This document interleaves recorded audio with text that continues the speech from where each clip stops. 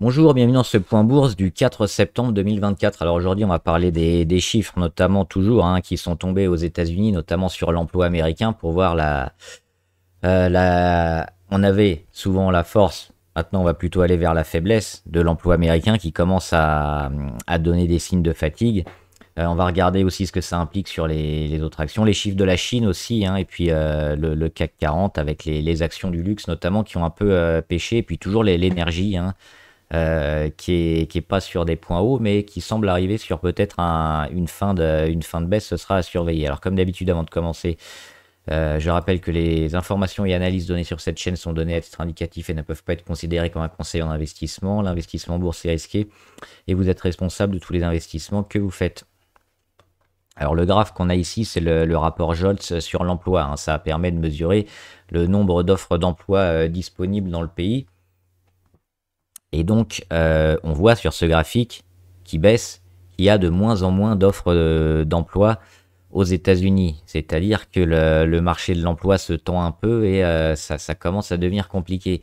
On est passé sous la barre des 8 millions d'offres, moins de 8 millions d'offres depuis un moment. On l'avait déjà été il y a 2-3 mois, mais là, on est bien en dessous. On est tombé à 7 673 000.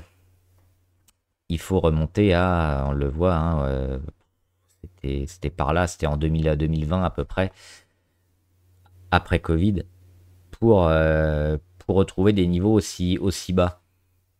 On a eu le rebond, notamment avec l'après-Covid, le vaccin, où c'est allé beaucoup mieux, et puis l'année un peu 2023 qui était mauvaise. Et là, on retrouve, on s'arrête pas, on continue d'avoir toujours continuellement cette baisse de l'emploi, malgré l'inflation, puis les bons chiffres de l'emploi américain. On avait cette petite baisse, et puis là, c'est cette baisse qui continue et qui atteint des niveaux quand même relativement bas. Donc c'est pour ça que le marché américain se tend un peu. Dans le même temps, on a également eu en Chine les PMI, donc services. On est revenu à 51,6 alors qu'on attendait 52,1. Comme le mois dernier, donc et en Europe, on est à 55 en France, on était à 50 points le mois dernier. Et en Allemagne, on fait un petit peu moins bien, mais on est également au-dessus de 50. Donc ce qu'on voit, c'est que les PMI services, on est quand même en progression, en expansion, mais c'est un peu moins bien que prévu. C'est un peu ce qui ressort, que ce soit en Europe, en Chine ou aux États-Unis. Aux États-Unis, on l'aura demain, les chiffres sur les PMI. Euh, Est-ce qu'on n'a pas déjà un peu beaucoup baissé, anticipé cette baisse avec le ralentissement américain? On va le voir après avec les actions parce que on a, comme souvent, la bourse est souvent un peu excessive dans ses démarches. Quand elle commence à prendre peur ou qu'elle n'a pas de visibilité, on va vraiment bazarder tout. Et puis quand ça va bien, on achète énormément. Donc on devrait, je pense, retrouver un marché un peu plus calme prochainement avec l'IA aussi et tout ce qui est technologique. On voit que finalement, la baisse, on va le voir sur Nvidia, est pas si catastrophique que ça. On va regarder. On va regarder juste avant le pétrole et les matières premières, notamment le Brent, pour voir que donc c'est ce qu'on parlait hier, notamment sur les problèmes américains où on avait les PMI manufacturiers très négatifs, puis le ralentissement. Donc on voit qu'aujourd'hui, on est quasiment au même niveau. On perd 0,5 sur le pétrole, qui est un peu le canari pour voir un peu la demande au global. Alors évidemment, c'est pondéré avec les pays producteurs de pétrole qui vont ajuster leur production. Mais on est quand même très loin d'une catastrophe à 70 ou 65. Et quand je parle de catastrophe, je suis c'est un peu cynique parce qu'on est quand même dans un pétrole super haut, super cher. Je vous rappelle que le Covid, on est ici, on est à 20 dollars le Brent. On est ici depuis mars 2022 entre 65 et 90. Donc on est toujours dans un pétrole super haut, super cher et avec des chances, je pense, de réagir bientôt ici. Hop. avec ce travail-là, et puis la réaction qu'on pourrait avoir avant les 70, je pense. Donc, c'est pour ça qu'il faudra surveiller un peu tout ce qui est énergie, hein, Total, GTT ou d'autres valeurs sur l'énergie. Peut-être pas Engie, mais encore que. Ça semble intéressant. Je voulais voir aussi sur les matières premières. On voit l'or. Ça mèche vers le bas, c'est racheté, hein. Dès qu'on tape les 2483, c'est racheté, donc c'est toujours plutôt solide. Ce que nous fait l'or en train de consolider au niveau technique. Et on voit que ça consolide plutôt à plat, donc plutôt un signe de force. Et le blé qui revient enfin ici sur les 577. C'est ce niveau-là qu'il faut casser pour le blé, que j'attends moi depuis un moment, hein, depuis le mois de juillet. On a fait 2 échecs. Et là, on n'est pas loin. Donc peut-être que demain, on va retrouver un blé au-dessus de ce niveau-là à 577, hein, sur un contrat futur. Et passer enfin à l'achat pour retrouver un blé qui va s'apprécier un peu plus cher. Parce que là, on est tombé quand même sur des niveaux extrêmement bas sur le blé.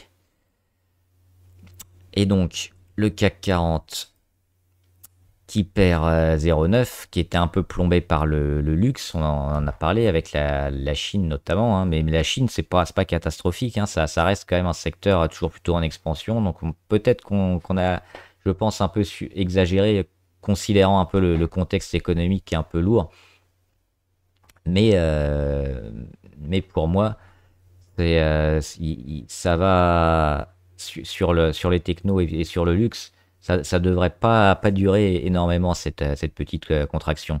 On fait quand même un gap baissier sur le CAC. Donc ça, c'est à noter. Et on va plutôt regarder. Alors avant de faire les actions du CAC, je voulais voir Nvidia parce que c'est elle un peu qui entraîne un peu tout le monde sur l'intelligence artificielle et puis beaucoup de portefeuilles, beaucoup d'ETF aussi. On sait qu'aujourd'hui, les marchés financiers sont ultra concentrés et c'est des fois quelques valeurs qui font un peu toute la cote et tous les indices, malgré toute une économie derrière qui est pas assez pondérée, qui est pas assez forte pour exister, qu'elle soit en forme ou à la traîne. Finalement, on va regarder un peu que les grosses. C'est pour ça que Nvidia aujourd'hui a fait un peu figure de leader. On a parlé dernièrement avec les résultats qui étaient bons, mais pas assez bons pour continuer. Moi, je les ai trouvés plutôt corrects et je pense que cette baisse, elle devrait être quand même assez limitée et on le voit. Alors depuis, les résultats, ça devait être ici, hein, autour du 28 ou 29. Donc, on a quand même pris un peu, hop, 14%. Mais 14% après avoir fait une montée absolument énorme. Et on n'est pas encore revenu sur l'ancienne zone de gap ici autour des 100 dollars. Alors on va peut-être y revenir, mais on voit qu'on commence quand même à réagir aujourd'hui en étant plutôt stable, hein, en étant racheté durant la séance. C'est-à-dire qu'on a un début d'assouplissement de la baisse pour avoir probablement, hein, quelque chose comme ça ces prochains jours pour essayer de repartir avec au pire sur le contact de la moyenne à 200 fin septembre, mais peut-être avant, hein. Donc le but c'est quoi? C'est toujours de construire ici et de repartir. Et la tendance, elle est toujours pas dégradée, hein, sur Nvidia. On est à peine dans de la consolidation, on n'a toujours pas tapé la moyenne à 200. Donc c'est pour l'instant un zigzag plutôt costaud que nous fait Nvidia. Et donc, alors oui, il y a aussi eu une possible, enfin une alerte je crois que c'est le département de la justice qui a mis une probabilité antitrust, hein, sur Nvidia, mais comme d'habitude, hein, ces trucs-là, ces alertes antitrust, on les a sur Alphabet, on les a sur Microsoft, on les a sur tous les gros, et ça donne rarement quelque chose, hein. Après, ça s'arrange un peu entre eux, mais pour avoir un démantèlement ou des amendes très fortes, on va rarement jusque-là. Donc, moi, je pense pas que ça ait vraiment impacté le cours de Nvidia. C'est surtout de la prise de bénéfices qui va amener le secteur, tout le secteur techno et IA, à digérer avant de repartir. Moi, c'est mon scénario. Je pense que vraiment la bulle IA est loin d'être à son plus haut et on devrait continuer à performer. Donc là, il faut juste, je pense, attendre, hein. Et puis, on a déjà beaucoup baissé rapidement pour cette deuxième baisse. Donc, on s'attend plutôt à a du travail maintenant sur Nvidia, donc pour tous les semi-conducteurs, hein, c'est la plupart des... C'est un peu la même chose. Et puis on a même qui s'en sortent un peu mieux, donc plutôt correct. On va voir le CAC avec le gap baissier. Non, c'est pas le CAC que je voulais voir, c'était les actions du CAC. Avec notamment le luxe. On le voit, hein, le top 3, c'est LVMH, Hermès, Kering. Alors Kering, comme d'habitude, le plus faible. Hein, on va pas en reparler, c'est nul. Hermès. Hermès qui a fait encore son triple échec, donc il va probablement aller vers les 2014, voire pire, mais qui manque de... Toujours la même chose, qui manque de catalyseurs, que ce soit au niveau macro ou au niveau des résultats propres à son entreprise.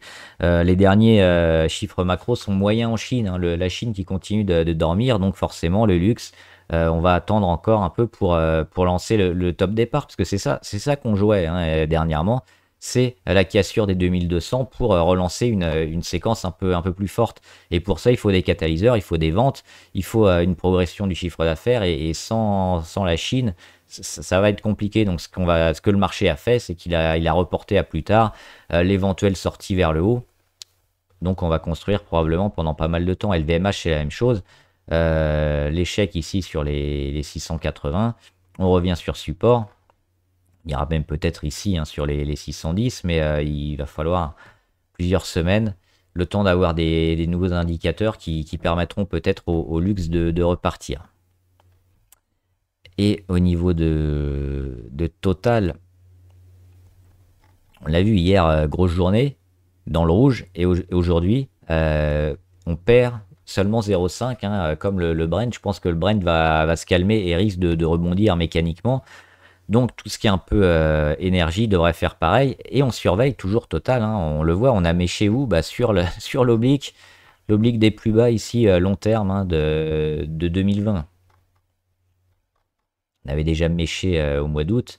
Là, on remèche dessus au mois de septembre. Donc c'est plutôt un niveau intéressant là qu'on va travailler sous la moyenne à 200. Et si on arrive à le casser, probablement fin septembre, ou au mieux mi-septembre, l'énergie, elle pourrait repartir. Donc c'est vraiment un secteur intéressant à surveiller.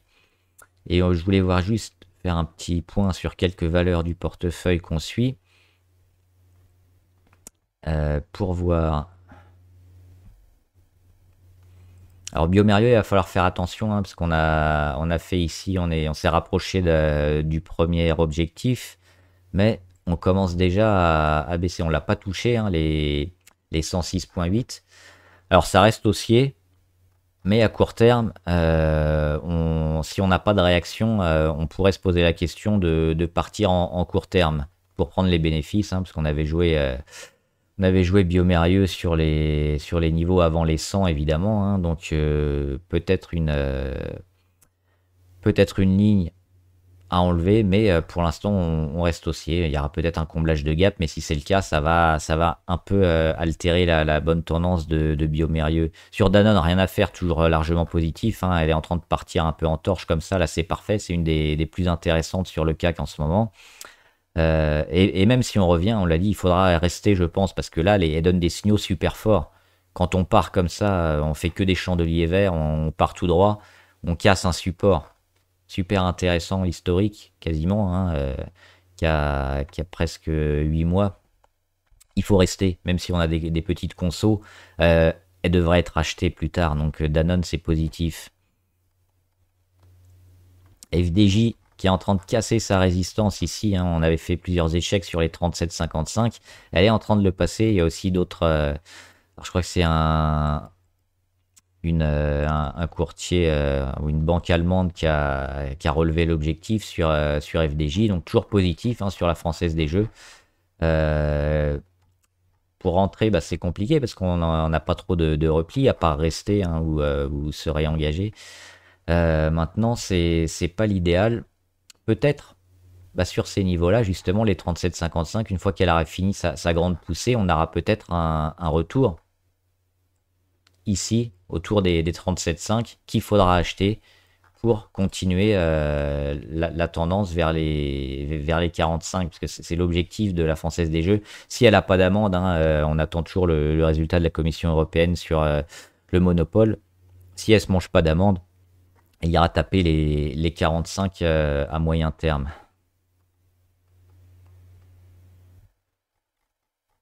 Interparfum qui déçoit un peu, mais qui est toujours en sa phase ici de congestion. On attend qu'elle sorte. On voit que la consolidation n'est pas terminée au niveau de la MACD. Je pense qu'il faut être patient parce que le gros gap qui a été créé donne quand même des signaux plutôt favorables.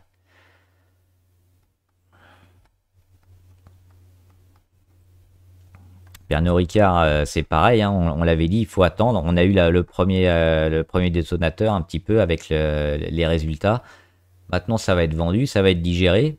Et c'est après, c'est maintenant que ça va devenir intéressant. Donc toute la construction qui devrait être achetée à très court terme. Et pour ça, il faudra un contexte aussi porteur. Pour l'instant, on le voit, on l'a pas, hein. Tout est un peu dans le rouge. Les technos, ça va pas. Les PMI, ça va pas. Rien ne va. L'emploi, ça va pas. Donc pour l'instant, personne n'a envie d'acheter. Mais le marché, il peut très bien en un ou deux jours se retourner, se dire finalement, bah, tout va bien. On va se concentrer plutôt sur tel ou tel chiffre, sur la baisse des taux, sur je sais pas quoi. Et là, tout va remonter. Donc c'est ça qu'il faut surveiller. Le retour sur les 122, éventuellement le rebond. Donc c'est ça, hein. Et hop, et là on achète parce que alors on achète en moyen long terme parce qu'en court terme la tendance est toujours négative, donc il faudra pas rester quelques jours, je pense, parce que ça va mettre du temps pour se retourner. Donc ce sera éventuellement un prix d'achat relativement bas, mais qui demandera encore pas mal de temps et de construction.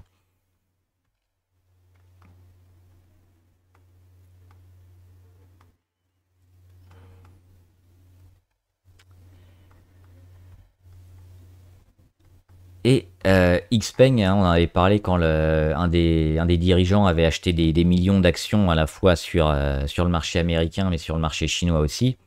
Bah, c'est toujours positif, hein. On voit qu'il y a une belle dynamique, même si 2 jours après on avait revendu.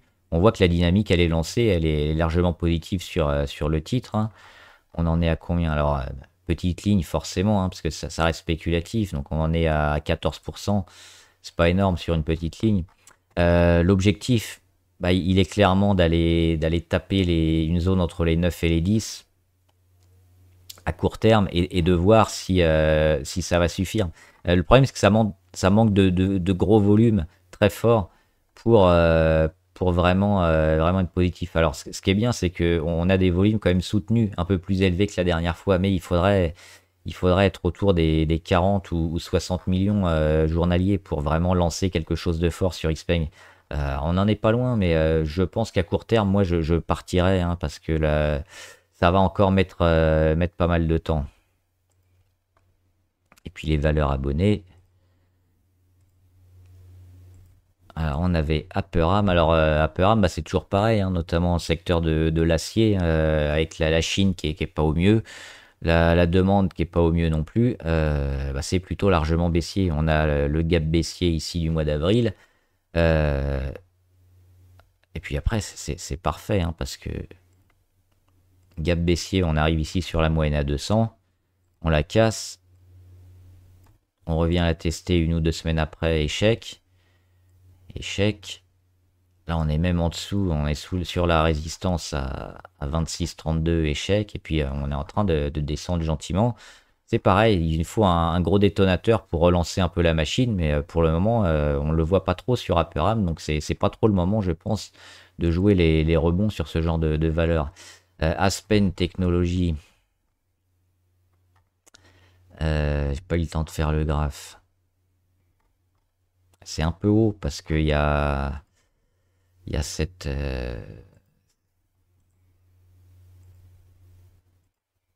cette sorte de canal haussier là, et on est plutôt sur le haut, donc éventuellement il faudrait plutôt acheter autour des moyennes ou sous les moyennes qui sont plutôt retournées. Alors, on a quand même ce beau gap, hop, qui a été énorme et qu'on pouvait acheter quand on le voyait, mais maintenant on arrive un peu à contre-temps, donc l'intérêt d'acheter maintenant me semble assez limité. Par contre, oui, si on se calme et qu'on revient et qu'on rebondit, Hop, par là, oui, ça pourrait être intéressant. Mais là, ça me semble un peu haut, hein. On est quand même dans une tendance qui est au range un peu. Arrow. Oh, je sais plus ce qu'elle fait en pharmacie. J'aime pas trop le graphe sur Arrow. Parce qu'il y a plein de jours où il n'y a pas de mèche. Il n'y a pas de volume. On le voit, hein, 948 titres échangés aujourd'hui. À 26 euros ou 26 dollars, je sais pas où est-ce qu'elle cote. 26 dollars, donc faites le calcul, hein, la valorisation elle est assez misérable là-dessus. Donc moi j'aime pas trop trader ce genre de choses, plutôt éviter. Médiane technologie, on est allé chercher l'objectif à 6,77. Derrière, il y a des prises de bénéfices. Et ça pourrait repartir, hein, sur médiane technologie. Il est un peu pentu celui-là. On pourrait peut-être aller le casser une deuxième fois un peu plus tard. Oui, vers les 4,60, hein. Mais là, on est plutôt en mode conso. Donc ce qui va se passer, c'est que ça va zigzaguer un peu ici. Il faut attendre probablement que la MACD revienne en territoire négatif et qu'on joue le rebond, peut-être sur les 4,60, peut-être un peu avant, peut-être un peu après. Et ça pourrait repartir. Mais là, on n'est pas trop parti pour. Même s'il y a une grosse force acheteuse, il faudra attendre la confirmation, hein, du retour. Alors, on n'est pas obligé d'aller, hein, on peut très bien repartir avant. Mais pour ça, il faudra aussi des volumes soutenus, donc dépasser probablement les 750, voire le million, hein, d'actions échangées journaliers. Et sur Tencent, bah, le problème, c'est toujours la Chine, hein, Tencent qui est surtout très, très implanté en Chine. La Chine qui dort, donc forcément, depuis le mois de mai, on attend le réveil. Le réveil qui vient pas. Le jour où ça va venir, il y a beaucoup de choses qui vont péter vers le haut, mais pour le moment, il n'y a pas grand-chose à faire, à part attendre et avoir des chiffres un peu meilleurs sur l'économie chinoise. Voilà, j'espère que la vidéo vous a aidé. N'hésitez pas à me dire ce que vous en pensez, les valeurs que vous avez, que vous voulez qu'on analyse, et on en discutera. Bon trade, à plus!